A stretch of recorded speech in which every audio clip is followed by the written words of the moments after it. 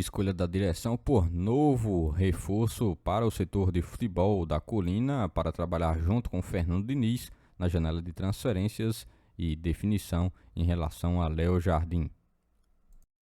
Todos os bastidores, contratações e também tudo o que acontece no dia a dia.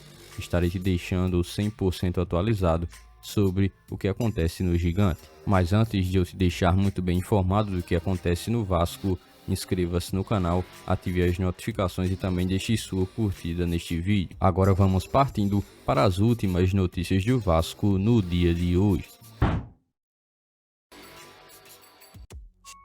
Enquanto o Campeonato Brasileiro continua parado para a data FIFA, o Vasco, através de sua diretoria, tem buscado de maneira mais focada um alcance que permita à direção encontrar um diretor executivo de futebol para que consiga também estar dando iniciação a tudo aquilo que planeja para os próximos meses no setor do futebol do Cruz Maltino. Dessa maneira, a direção, que passou por uma mudança durante o último mês com a saída de Marcelo Santana, necessita ir ao mercado na busca por um novo profissional que seja capaz de liderar o Vasco e trazer ideais que permitam o Cruz Maltino evoluir, principalmente naquilo que condiz quanto à escolha dos jogadores contratados para o restante de ano de 2025. A ausência de um diretor executivo de futebol no Vasco já se arrasta há cerca de um mês, desde a demissão de Marcelo Santana. Esse período sem uma liderança clara na área esportiva gerou, assim, uma determinada falta de planejamento quanto à participação do Vasco na próxima janela de transferências. Um nome que tem ganhado bastante força para que possa assumir esse cargo dentro do Vasco para o restante de 2025 é Bruno Costa, profissional de 43 anos que está disponível no mercado desde abril, quando encerrou o seu trabalho realizado na equipe do Fortaleza, que havia se iniciado em dezembro de 2023. O profissional deixou o Fortaleza e assim esteve agora passando a estar disponível no mercado. Durante sua passagem pelo Fortaleza, ele buscou ajudar a equipe a consolidar-se no futebol nacional como uma força mais relevante no cenário nacional. O Fortaleza tem realizado de fato boas campanhas durante os últimos anos nas competições, principalmente a nacional e também as participações internacionais, como começou a estar de maneira mais frequente e que muitas vezes chamam a atenção. Mesmo com um orçamento mais enxuto, a equipe nordestina conseguiu montar alguns elencos durante os últimos anos capazes de ter um nível de competitividade bem expressivo e que, assim, chamava bastante a atenção por aquilo que apresentava. A definição quanto à contratação de um novo diretor executivo de futebol será extremamente importante ao Vasco, tendo em vista principalmente a proximidade quanto à janela de transferências e a possibilidade do Vasco estar atuando no mercado de transferências em busca de reforços que possam permitir o clube mais uma vez buscar elevar o seu nível. Assim, o executivo escolhido terá uma responsabilidade enorme pela frente.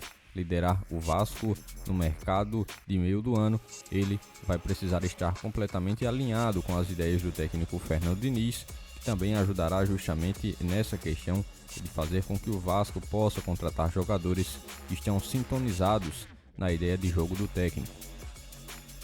Será também do diretor executivo a função de buscar os jogadores que se encaixem no estilo de jogo que o treinador vai buscar implementar no time de maneira gradual. Fernando Diniz tem uma filosofia muito clara do futebol. Gosta de times que possam ter mais posse de bola, bola no pé e que saem tocando desde a defesa e que pressionam o adversário quando não estão com a posse da bola. Por isso, o diretor de futebol precisa entender muito bem exatamente esse perfil para que esteja minimizando ao máximo a parcela de erros em que possa ser realizada quanto à contratação de algum tipo de jogador.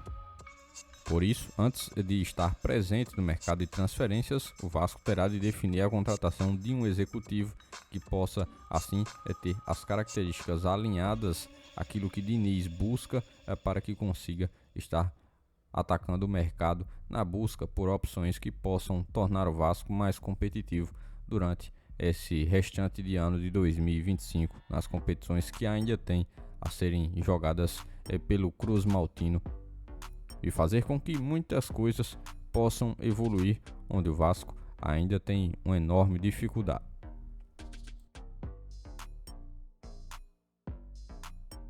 A situação atual do goleiro Léo Jardim no Vasco quanto à renovação de contrato tem gerado uma verdadeira tensão ainda na busca do Vasco por uma posição que possa permitir o clube a renovação de vínculo com o jogador que vive, sem dúvida alguma, a melhor fase de sua carreira.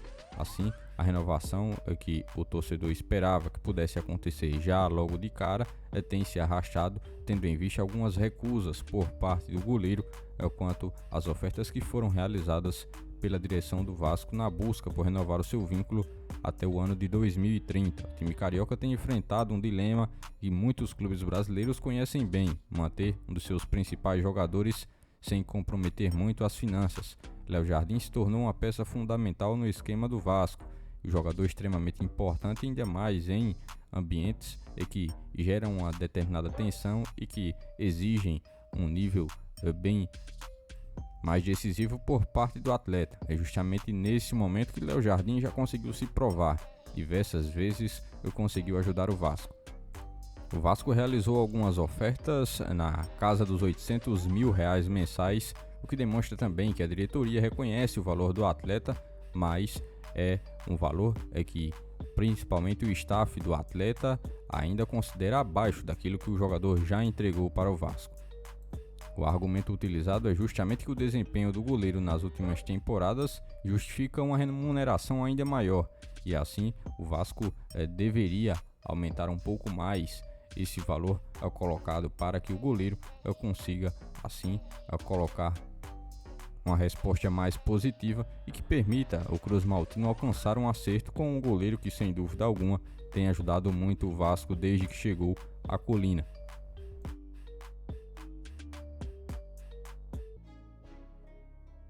Por este dia de hoje, foram essas as últimas notícias do Vasco da Gama que vocês acompanharam neste vídeo. Já se inscreva-se no canal, ative as notificações e também deixe sua curtida. Deixe seu comentário também sobre todas as notícias que foram repassadas a todos vocês. E lembre-se também de seguir o nosso Instagram oficial que está na descrição do vídeo. Logo mais estarei retornando com mais informações do nosso Vascão. Até o próximo vídeo.